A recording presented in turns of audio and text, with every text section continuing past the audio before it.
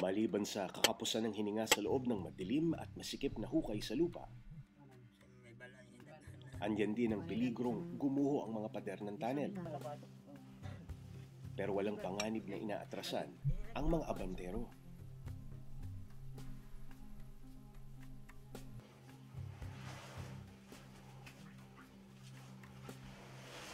Ang impression ko dun sa mga taga Sitio Garden, dun sa mga nagtatrabaho dun, yung mga abantero, talagang ang tingin ko kapit sa patalim dahil wala namang ibang alternative na livelihood para sa kanila.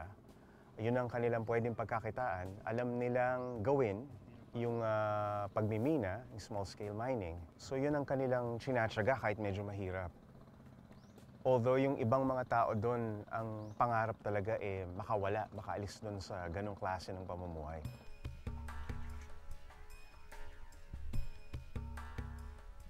Makalipas ang 3 oras, umahon na si Dodong mula sa tunnel.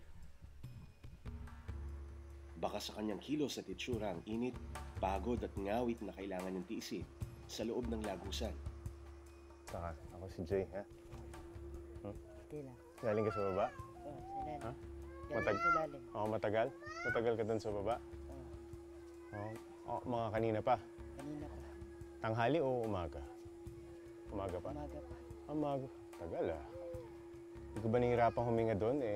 Blower lang ang hangin niya doon ah. Oo, Ha? Hindi kayo nahihirapan? hindi man. Pero parang hinihingal ka. Ang init. Mainit, no? Tsaka mahirap na huminga, manipis ang hangin, no? Sige, pahinga ka muna, sige. Nginginig yung mga tuhod mo, nakikita ko eh. No? Sige, pahinga ka muna.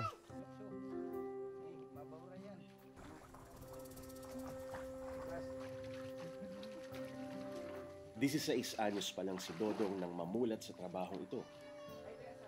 8 taon mula nang mawalan siya ng paningin.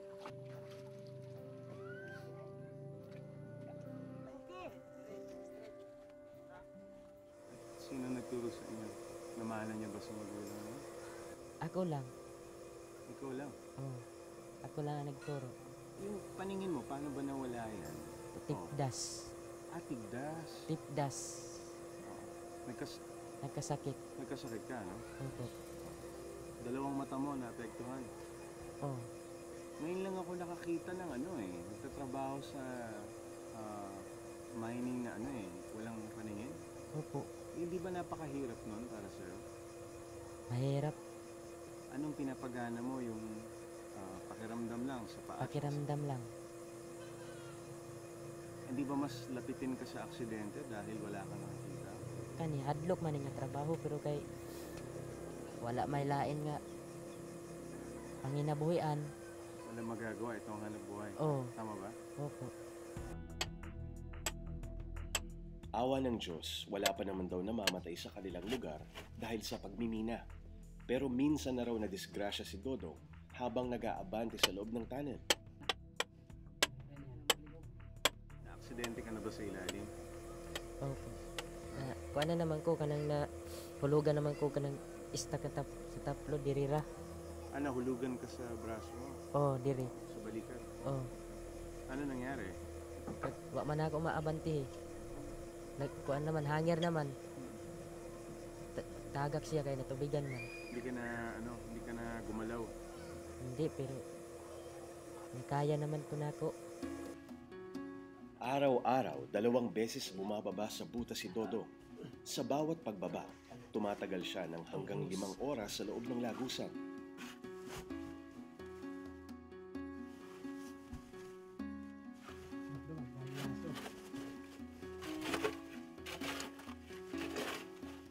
Buwis buhay man daw tuwing bumababa sa hukay ang mga abantero.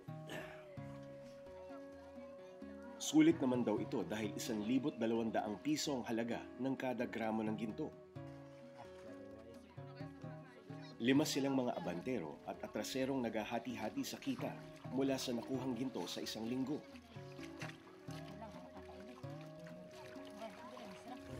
Sapat ba yung nakukuha niya dito sa butas? Sapat na. Gastos. Oh. Kada 1 week gamay ra kaayo. Nag 500 lang. Pwede na. hindi sa kuan pwede na pero Kulang pa rin. kulang pa lang. Simula nang pumanaw ang kanyang amang 7 taon na ang nakalilipas, siya na raw ang umako ng responsibilidad ng pagiging padre de pamilya sa kanyang ina at 6 na kapatid.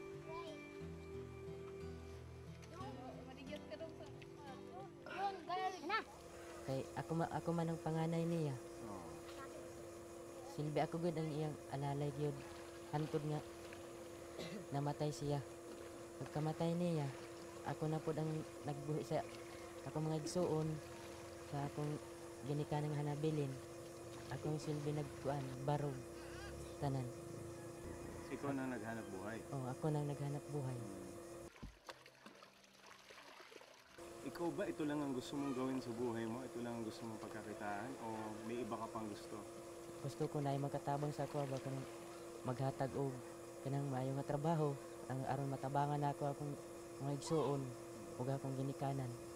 Ayaw mo ng ganito? Ayaw mo nang pumupunta sa ilalim? Ay ayaw ko na. Mahirap no? Mahirap. Bakit mo tinitiis yung ganong peligro? Sulod na lang ta na kay wala may lain ka paing na nato. Wala may makatabang. Ni haning kamot na lang.